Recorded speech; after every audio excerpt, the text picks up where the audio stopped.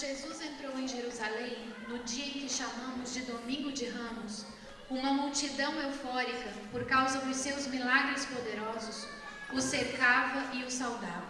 Por causa dos seus ensinamentos surpreendentes e especialmente porque ele ressuscitou seu amigo Lázaro dos mortos. Todos acreditavam ser ele o verdadeiro enviado de Deus. Eles conheciam tudo sobre ele e sabiam claramente o que as Escrituras diziam sobre o Messias.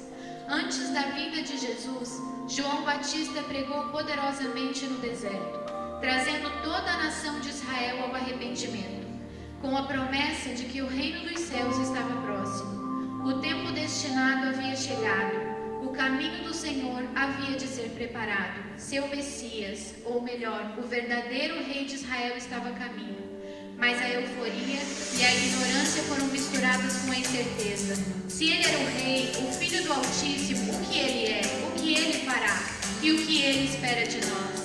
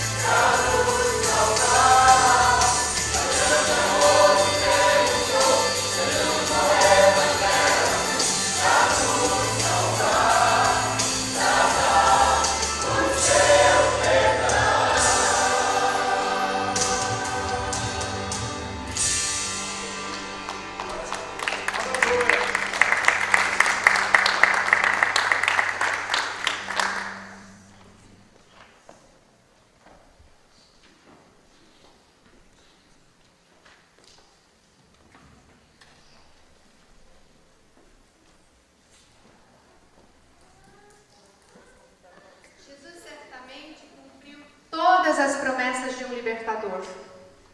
Ele curou os enfermos, alimentou um exército com 5 pães e 2 peixes, ressuscitou a Lázaro e fez tantos outros milagres. Mas desde o início eles eram um povo dividido. Alguns o receberam de bom grado, outros tiveram dúvidas.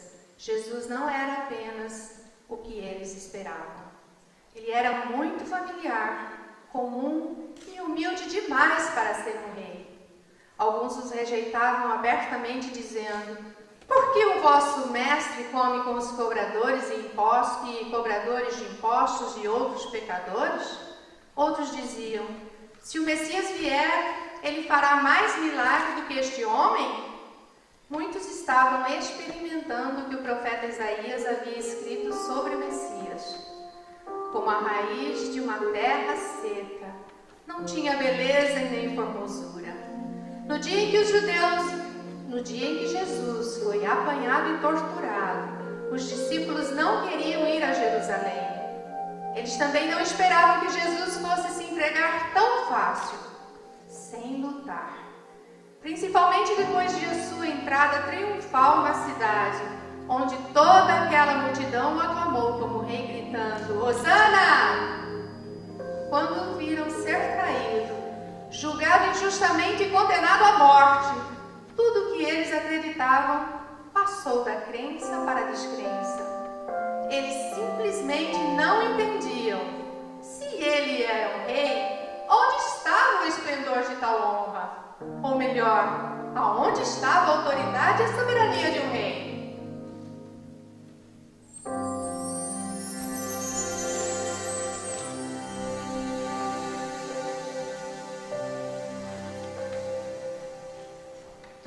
Onde a coroa de ouro está e o alto cheio de esplendor e glória, deixaste a festa no teu lar e fulgor nas vestes tão brilhantes. Quem deixaria o céu e o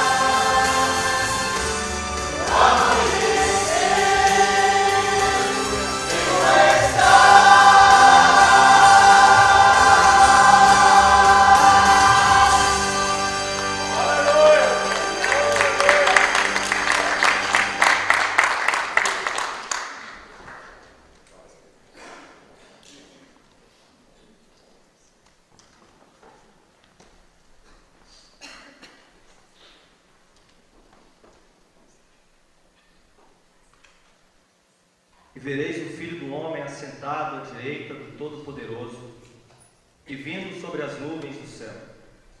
E no centro do trono, dos 4 seres viventes e dos anciãos, vi um cordeiro de pé, como se tivesse sido morto. Ele tinha 7 chifres e 7 olhos, que são 7 Espíritos de Deus, enviados por toda a terra. Ele veio e tomou o livro da mão direita do que estava sentado sobre o trono. Havendo ele tomado o livro, os 4 seres viventes e os 24 anciãos prostraram-se diante do cordeiro. Cada um deles tinha uma harpa e taças de ouro cheias de incenso, que são as orações dos santos. E cantavam um novo cântico, dizendo: digno és de receber o livro e de romper os seus selos, porque foste morto e com o teu sangue compraste para Deus homens de toda tribo, língua, povo e nação. Olhei e ouvi a voz de muitos anjos ao redor do trono, dos seres viventes e dos anciãos, e o número deles era milhões de milhões e milhares de milhares. Eles proclamavam em alta voz: digno é o cordeiro que foi morto de receber o poder, riqueza, sabedoria, força, honra, glória e louvor. Então ouvi todas as criaturas do céu, na terra e debaixo da terra e no mar, e tudo o que neles há, dizer: aquele que está sentado no trono e ao cordeiro, seja o louvor, a honra, a glória e o domínio pelos séculos dos séculos.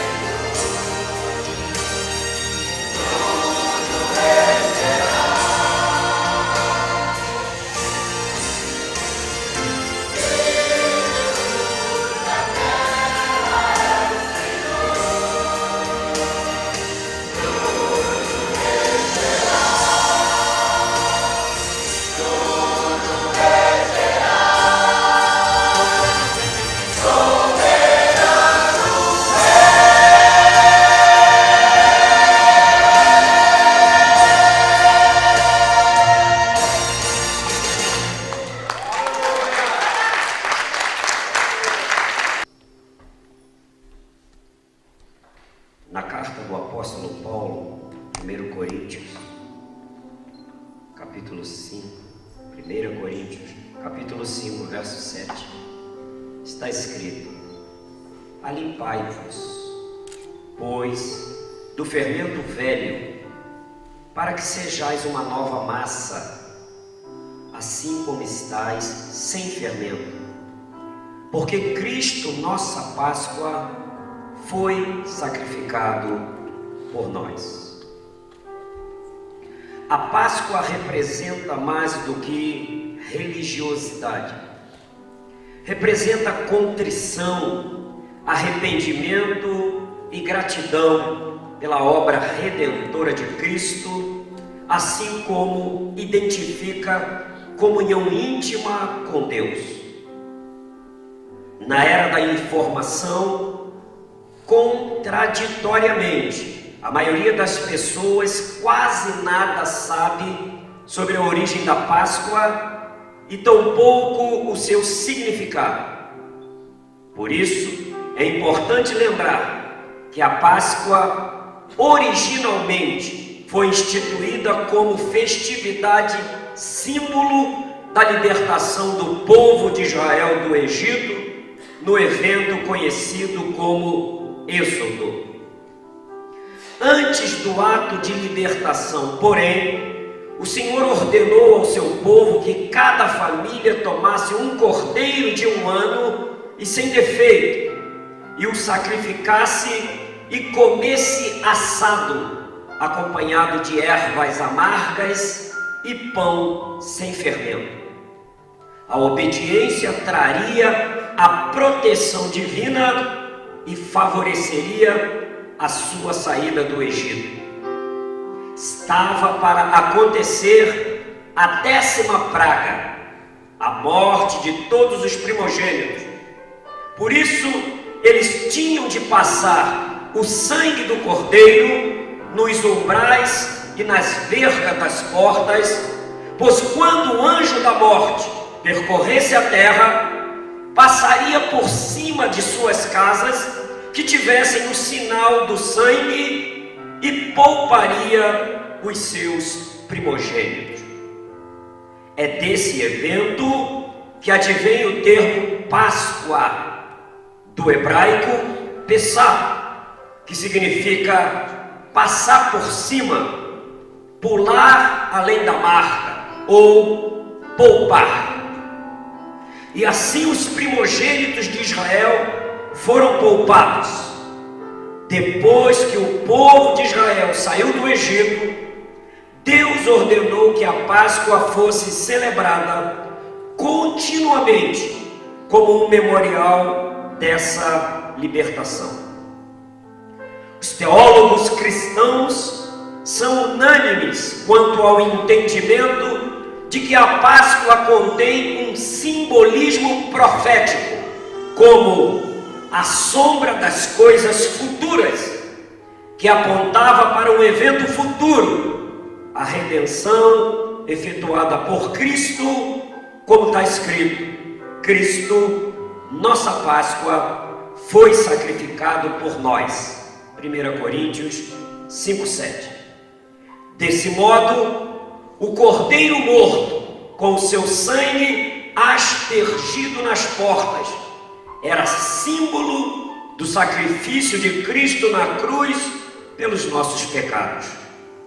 O cordeiro sem defeito prefigurava a impecabilidade de Cristo, que era o Cordeiro de Deus que tira o pecado do mundo. Evangelho de João 1:29. As ervas amargas prefiguravam a necessidade de contrição e arrependimento. Como o fermento espiritualmente simboliza a corrupção do pecado, o pão sem fermento indicava a pureza que é requerida de quem serve a Deus. O comer a carne do cordeiro representava a identificação com a sua morte, ou seja, com a morte de Cristo. O sacrifício do cordeiro servia de substituto dos primogênitos e prenunciava a morte de Cristo em substituição à nossa. O cumprimento de todo esse ritual identificava a obediência de quem vem da fé e que resulta na salvação. A Páscoa teve o seu cumprimento em Cristo. Ele é a nossa Páscoa. Foi durante a Páscoa que o próprio Jesus instituiu a Santa Ceia como lembrança da sua morte, celebrada com pão e vinho, que simbolizam o seu corpo ferido e o seu sangue derramado na cruz para salvar os pecadores. Serviria de lembrança permanente do seu sacrifício vicário. Isto está em 1 Timóteo 1,15. Em suma, a Páscoa simboliza para judeus e cristãos 3 coisas: liberdade da escravidão, salvação da morte e caminhada para a terra prometida. Para os judeus, tinha um sentido físico, pois havia uma escravidão a ser subvertida, uma morte iminente a ser suplantada e uma terra a ser conquistada. Depois da morte e ressurreição de Jesus, ficou o sentido de natureza espiritual, indicando a necessidade de libertação da escravidão do pecado, a salvação da morte eterna, assim como a caminhada na certeza de que o céu, onde Cristo habita, é o nosso destino final. Alguns religiosos sinceros celebram a Páscoa com um misto de tristeza e compaixão pela morte de Cristo, como se ele ainda estivesse no túmulo. Mas a Páscoa deve ser comemorada com alegria, pois aponta para a libertação que a ressurreição de Jesus nos proporcionou. Cristo está vivo e ainda ressoam as suas palavras: eu sou o primeiro e o último, e aquele que vive. Estive morto, mas eis que estou vivo pelos séculos dos séculos. Apocalipse, capítulo 1, versículo 18. Como nós vimos nesta representação teatral, Cristo está vivo e preparou para nós um abrigo eterno, um lar eterno, onde lá todas as mazelas desta vida não acontecerão mais. Lá não haverá mais pranto, lá não haverá mais dor, lá não haverá mais sofrimento, e será uma vida de gozo eterno. Eu pergunto, se neste lugar há alguém que ainda não se compromissou com Cristo, alguém que ainda não o escolheu como seu único e suficiente Salvador, hoje é uma noite própria para tal. Tem alguém nesta noite para Jesus? Ele está vivo e vivo para todo sempre. Cristo está vivo. Tem alguém para Cristo nesta noite? Se não tem, nós vamos orar a Deus para que Ele nos dê nova oportunidade.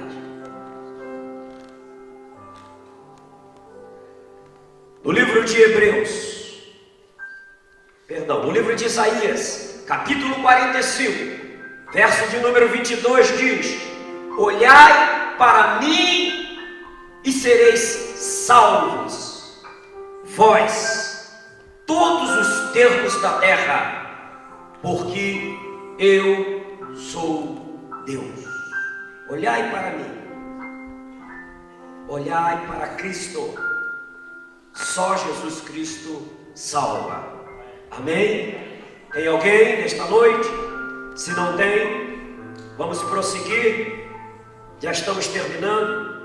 Eu quero pedir desculpas àqueles que estão aqui até agora, né? Porque hoje foi um dia diferenciado para nós.